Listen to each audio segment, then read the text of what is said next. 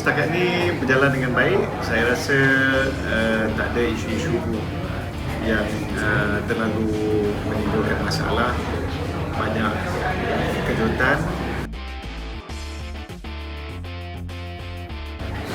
Industri kreatif, terutama ahli muzik yang independent bands, dia selalu beranggapan kerajaan tak faham scene.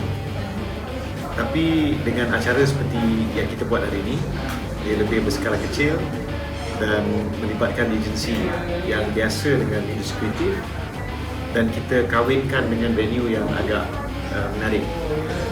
Hai, saya Emil Bisasi. I'm born and raised in Batu Pahat. Aku rasa perlu lebih banyak event-event macam ni supaya anak-anak muda ada satu media ataupun ruang untuk kepada yang lebih positif daripada sibuk daripada budaya-budaya lain macam rempit ataupun yang pelik-pelik lah yang boleh membahayakan nyawa. Ada pendapat saya, benda ni bagus lah, dan saya berharap akan diteruskan lagi sebab saya yakin komuniti budak-budak sendiri pun diorang lagi minat dengan art, muzik, apa semua. Ni boleh kata satu langkah positif lah untuk menarik minat anak-anak muda.